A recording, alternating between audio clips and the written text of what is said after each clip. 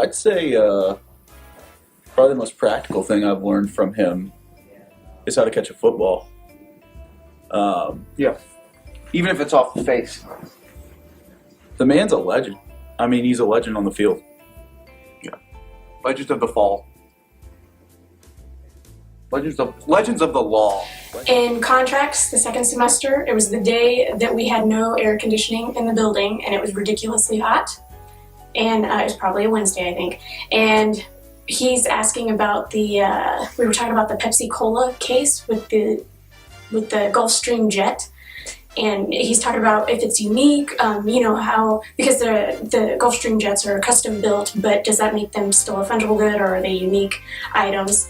And so he's asking, well, what if there's 10 Gulfstream jets?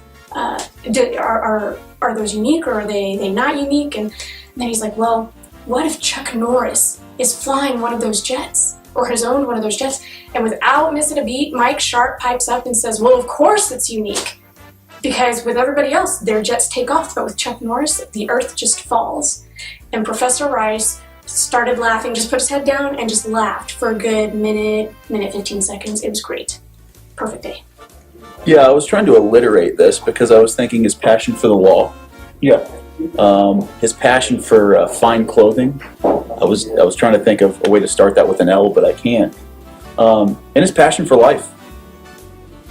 Yeah. Yeah, just a stud. Just a solid guy. That's it. That's the word. Just in one word. Dude. In one word. Stud. Yep. At the end of every class, he always closes class with "Go change the world," and I think it's really important to remind us of what we're doing, why we're in law school, why we want to do what we do, why we put so much work into all of this, and having that eternal perspective that he reminds us of almost every class, I think is pretty important. I really appreciate Professor Hesch's commitment to the ADR program and how much he truly cares about the students, and invests himself and his time into ADR itself. I just appreciate how much he incorporates what he does and his love of it into his everyday life. He doesn't even, when he's almost in an accident in his church parking lot, forget about using that as a teaching moment, which I think is kind of cool. In class, he can not only teach you about LLCs, but also how to castrate a steer. I appreciate his honesty. I appreciate that he's not politically correct. So he doesn't really care what comes out of his mouth sometimes, and I do appreciate that. It's kind of funny. I appreciate most about Professor Chrisman is he is genuinely one of the best attorneys in his field. I've said before that I think Liberty has professors that we almost don't deserve, and Professor Chrisman is one of those guys. There's no question in my mind if Professor Chrisman wanted to teach LLCs at Harvard or Yale, he would more than be able to do it. And I think that just the fact that he is the good old boy and he is as good, he is so incredibly gifted at what he does are probably my two favorite things about Professor Chrisman.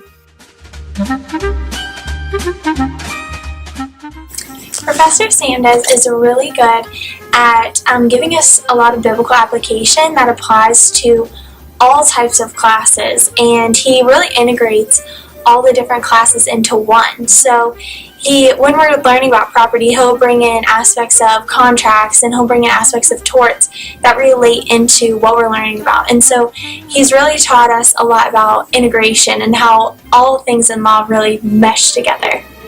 I appreciate the fact that we're both little people, and I think we have a common bond for that fact.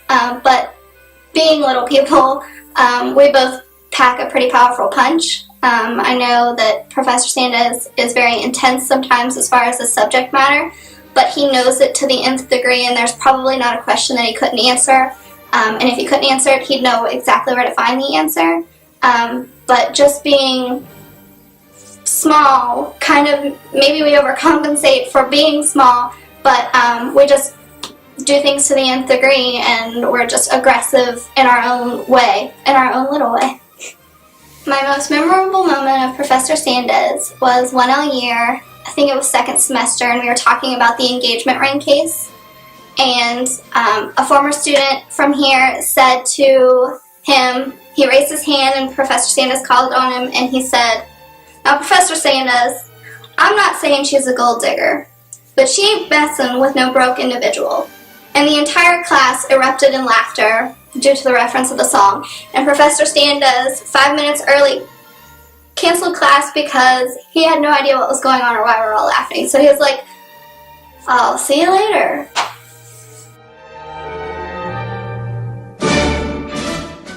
That I very genuinely admire about her is the way that she's able to communicate a point in a way that is so much more than just the words that she uses. Her entire person goes into the demonstration of an argument. Her entire person speaks to the quality and character of what she says more than just the words. And I think that I remember this one time in class where we were asked to argue specific points on an argument and argue for ways of stating language, just kind of very basic language, how you say what you're trying to say. And we were asked to argue why we should change specific sentence structure. And I made an impassioned argument about how one sentence should be stated, I believe, in the passive as opposed to the active, because it would protect somebody's interests. And Professor Thomas, after my impassioned plea, stood up and said something to the effect of, Mr. Reddington, that was well said, but I think you're entirely wrong here. And it was really fantastic. I had a moment of, it was pretty awesome.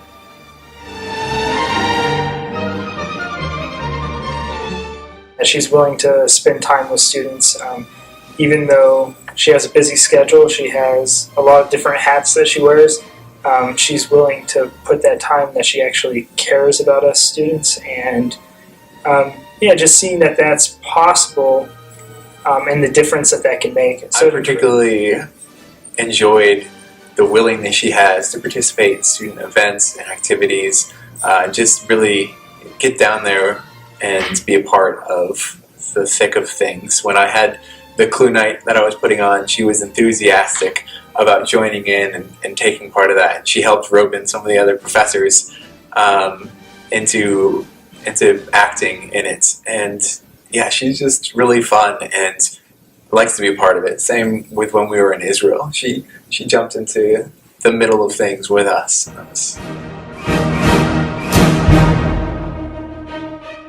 Thank you for the 7-hour practices 4 days a week, and for the 9 a.m. Saturday practices that I complained about and cried about, literally, and never stopped griping about, because it has made me such a better, prospective attorney because of it. When Professor Bell's flustered about something, she does this eye blink thing. She goes like... So, unless the eye blink is directed at me, I really love watching it. Yeah. Professor Bell, I know you think I'm outside of the dress code 80% of the time, and you went on a 5-minute rant in class about my inappropriate pants that I swear are slacks, but you think are jeggings. So in the morning when I get dressed, I want you to know that I really do think about you, and I always say, WWBT. What would Bell think? Most memorable experience with Professor Bell, besides being able to travel with her and compete on the trial team. I was in torts one day, and we were talking about the banana peel slip fall cases. And she made the joke that this particular case was lost on appeal. And the whole class laughed. And I had zoned out. 5 minutes later, I thought to myself, I looked at the notes in the book, and I thought to myself, oh, this case was lost on appeal. So I immediately piped up, Professor Bell, it was lost on appeal. Get it? Professor Bell is looking at me, the whole class is looking at me, thinking, yeah, we went over that 5 minutes ago.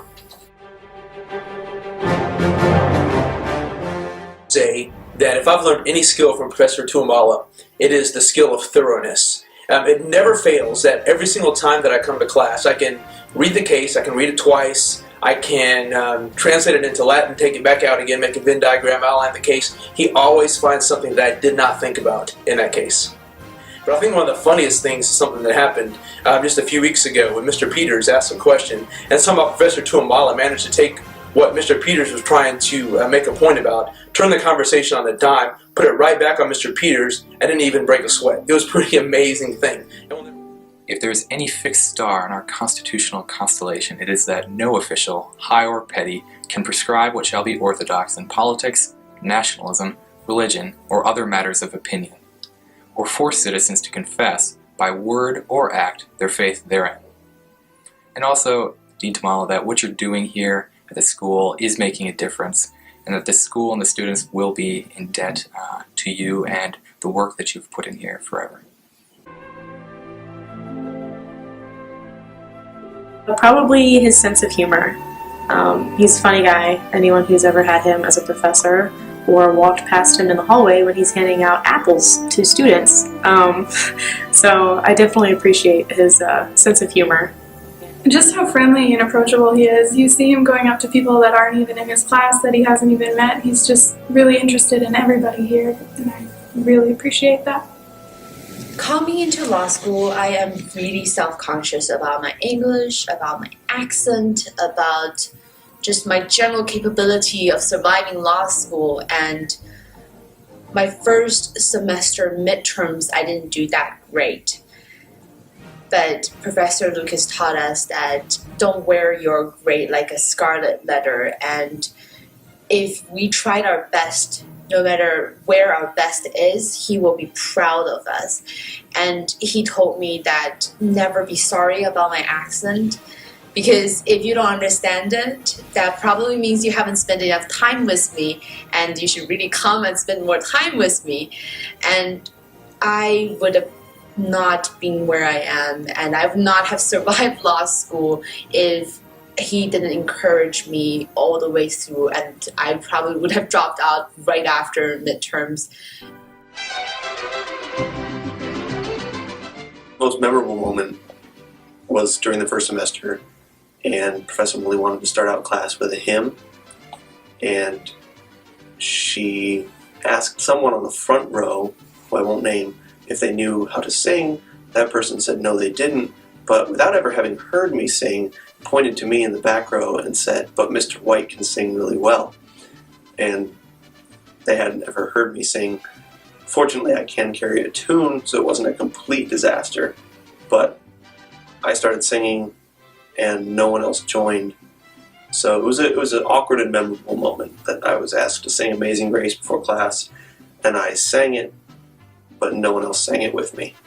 Other than Professor Moley, she sang too. Professor Moley, you're awesome. Don't let anyone tell you different. I don't know of anyone who would, but in case someone ever did, just tell them that I said you're awesome, and that should settle it. What makes him really unique is he is extremely passionate about international law, and it's very infectious. He's always smiling, and it just makes the class a lot more enjoyable. Thank you for being so passionate about international law and making class time so enjoyable. I want to also say thank you for challenging the students in their answers to things and making us think deeply about what it is that we're saying and what it is that we believe, and also encouraging us to challenge one another. I remember during our 1L year, it was his first semester here, and he taught us the meaning of res judicata through the song, the Hakuna Matata song from Lion King. And so I will always remember what claim preclusion is. One time that is particularly memorable is the way he kind of rolls with the punches, because we take him up on a sense of humor. So someone dared Mr. Craig to do his Mufasa voice and ask a question with a straight face using his Mufasa voice.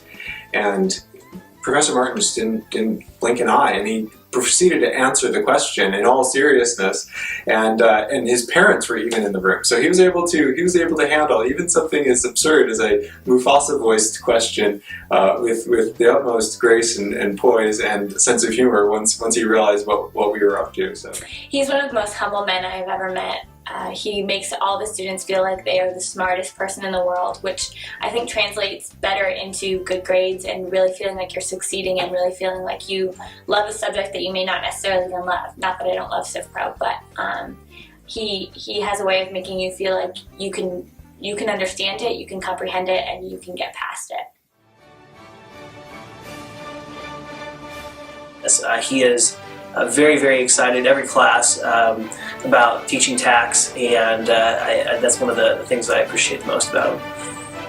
I appreciate the fact that he is so excited about teaching tax. While it can be such a boring subject, he is just thrilled, and it cracks me up when he has to take a deep breath because he gets just so excited about it. We were discussing a case about whether proceeds from illegal actions were still considered income, and so he asked, or he started an example whereby he asked me to extort him. There was a card he had that written that he had owned a BMW, and he told me to extort him. And so naturally I decided to go big or go home, and so I threatened to kill his wife if he did not give me the car, and he in fact did give me the car. So that was a pretty memorable moment. I have learned from Professor Klein that evidence is the somewhat logical, but mostly very confusing search for truth. Likes, and he just incorporates those into the conversation. It's like I was going to meet a hero of mine, somebody I've admired for years, and he started talking to me about the basketball games that were coming up and how he's so excited about them, and you know, just his genuine character. That's probably one of the biggest things that I appreciate about him, is just how approachable he is. Professor Klein has the Golden Jayhawk Award, which he has in class, and he gives out if you have prepared for class well. And he forces you to take home this little bronze statue for a week and carry it around with you. And sometimes people send him pictures of what they did with the Golden Jayhawk for the week. So that is definitely unique.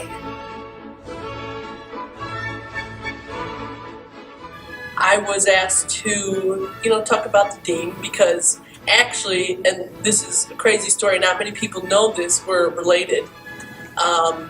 It goes back about 10 years. I was 15 at the time, and come to find out, my family married into the Stabers, hopefully for the knowledge.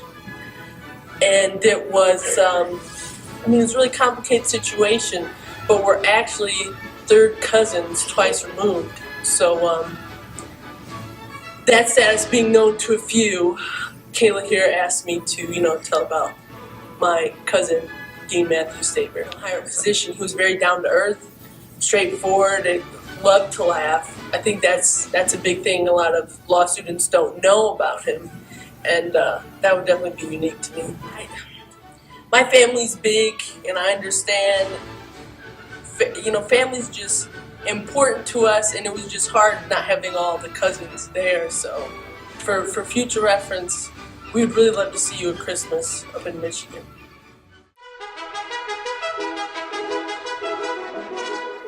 And during trial advocacy, often has to interrupt a student to give them advice or direction on a particular fact pattern that we're going through, or a direct or a cross-examination. And Ross does it in a very particular way. He'll usually be flailing his arms around or making loud noises. I guess that's his comfort zone, flailing his arms and speaking at a really loud volume. But when he's doing that, he's really directing you. Either he'll say something like, finally, Jonathan, that's what I've been looking for. I've been writing you like Seabiscuit, and finally you've gotten it. And, he'll bring you high with his praises, but then 2 minutes later where you're crossing defendant, he'll say, stop it right there. That's a wash. Stop it means sit down, Alexander. Just to communicate enough to you that you obviously didn't spend enough time or working on this as you should have. And you probably should have taken a different angle on your cross-examination. In all of that, though, in all of his flailing of the arms, his loud voices, and all of his candor, you can tell behind that is a heart that really wants his students to learn, really wants his students to do well in trial advocacy. I like his energy. I love when we go into class. He hates class just being boring or not having some kind of excitement to it. So I love that when we come into class, questions are going around, he's constantly doing things to have his excitement in the room. So one of my favorite things is when he kind of puts his hands up as if he's going to swing a bat. He's like giving us a softball question is what he's going for it. I love it that he loves to have that animation and energy in the classroom. The last devotion that he gave in class, he prefaced it by saying, I want you guys to remember this 7 minutes, these next 7 or so minutes, more importantly than anything else I've told you all semester. And then he launched into a story about Horatio Spafford, the author of It Is Well With My Soul, spoke about Horatio Spafford, the businessman, and the circumstances, the particular circumstances that led him to write that timeless hymn. And it was in that moment that you saw, I guess, a really transparent passion from Professor Ross as he shared Horatio Spafford's story and paralleled it with his own It Is Well With My Soul moment, with his own story. I learned from Professor Mans that every asset needs to have a yellow sticky note with the basis, the date bought, who contributed it, the fair market value, and whether or not it's a hot or cold asset. I'll never look at sticky notes again the same way. I appreciate that Professor Mans always asks us at the beginning of the class if we're ready to start the class. He goes, shall we? And naturally we all say, we shall. But he gives us the option of whether we want to start. Professor Mans says we can bring in any notes we want. The bad side? 46 pages of table of contents for our notes.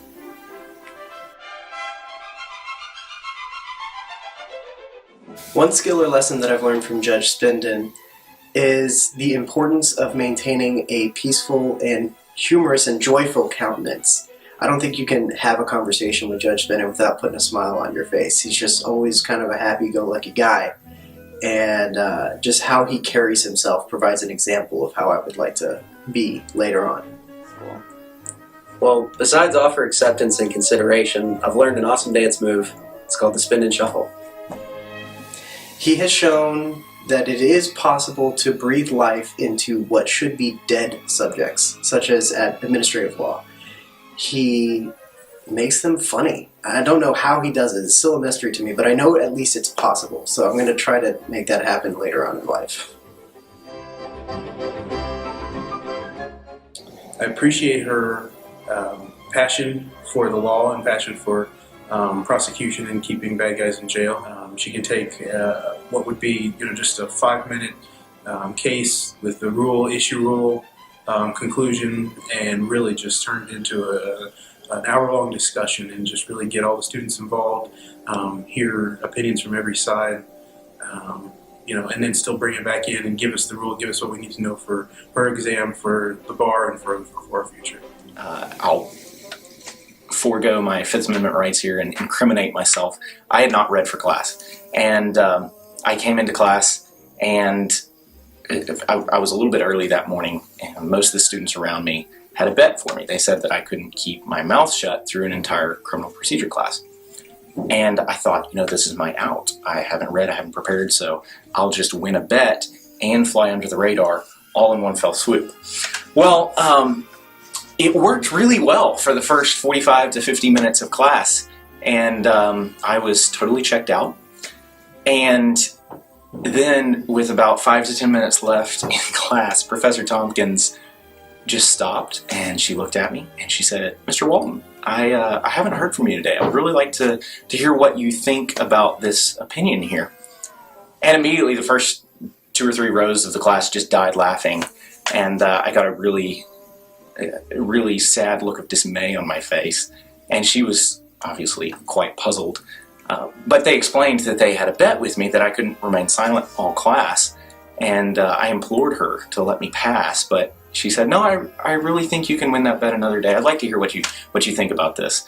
And so I had to go on and talk about it, and thankfully I had been paying attention enough to be able to discuss the case with her at that point. But that was probably the funniest and most memorable in-class experience that I had with her. In sharp distinction to some of the other days where I really couldn't be quiet the entire class.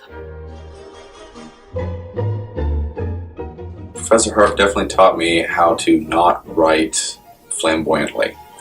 I was a history major in undergrad. You get away with a lot, and there were some very teachable moments during my first semester that I think really led to my being able to write better and more concisely. And Professor Harp was kind but very forthright in that regard.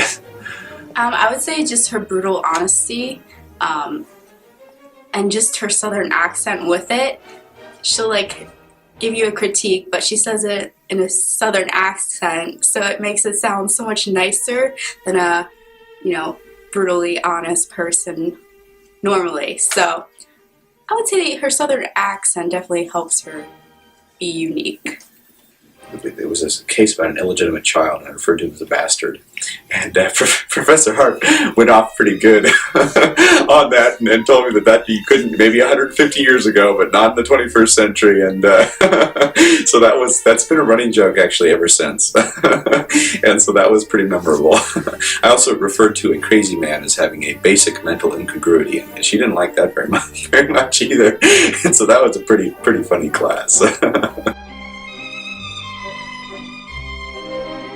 Okay, she'll make a joke and then laugh, and I have to think through what she said, because part of it's her accent, part of it is because her jokes are so high above me. And she'll be done laughing before it hits me. That's what's great. You can tell Professor Udabong deeply cares about you as a person and as a student, and so she goes out of her way to help you both develop skill sets, but also to advance your career. She's been invaluable in terms of resume building, in terms of research opportunities, and in terms of letters of recommendation, and using her connections to advance your career and your scholarship. Professor Udabong, you've been a tremendous encouragement to me. And I've definitely benefited from your enthusiasm, from your love for Christ, and from your love for others, and I hope to emulate that in my career.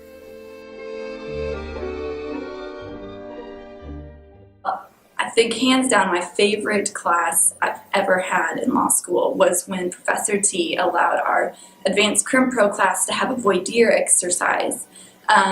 During the exercise, we got to take on different personas. I think my name was Grace during it, and Mr. Alexander's name was Hamanasha, which I think everybody in the class, by the end of the class period, was just trying not to start crying from the laughter. It was just really fun to see Mr. Alexander, Mr. Campbell, Mr. Hargraves just playing one another, and Professor T at several points was just doubling over laughing. It was really funny.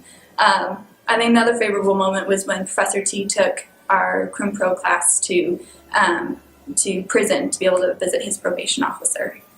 The fact that he can just be himself, be real, not be afraid of what other people are going to say. Just stand up for his beliefs, his thoughts, make quirky jokes, wear that ridiculous cardigan he wears all the time, just music on Fridays, just his own little flair. I like that about him because I have a lot of those qualities about myself. I love you.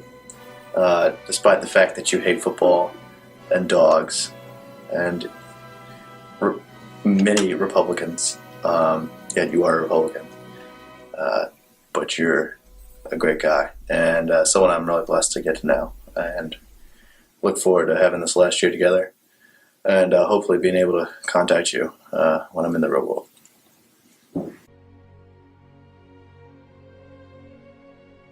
Professor Thompson, I just want to say this. Thank you for being as emotional, as kind, as gentle as you are. Thank you for always laying down the law with, well, goodness, thank you for showing so much mercy constantly. Thank you for looking past the rules to help us out when we knew that we probably couldn't follow them. Thanks for giving us so many exceptions.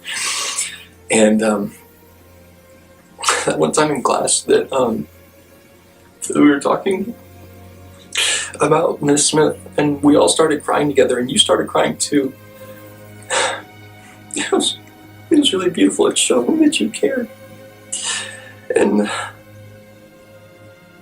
I know that you've got a beautiful heart. And I wish sometimes you'd actually enforce the rules, but who needs them? Thank you for being you. I love you.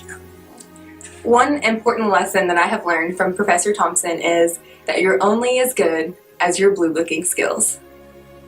My most memorable moment of Professor Thompson actually just happened recently when we were on the way home from the tournament at William & Mary. And we were all exhausted. It had been a really long weekend, and everyone was pretty much asleep or resting. And I had my earbuds in, and my music was pretty loud, and all of a sudden I heard someone singing like really loudly, and I looked around at everyone. I had no idea who was singing, so I took my earbuds out, and it just so happened that Professor Thompson was in the front of the van, and he was just singing Christian music at the top of his lungs. And not only that, he's really good. So I think he should be a guest singer at Combo one day. One thing that makes Professor Thompson unique is that he's old school, but tries to selectively incorporate new school. For instance, his attempts to use somewhat relevant pop culture references, such as "Boom, There Goes the Dynamite," is unique in his own way.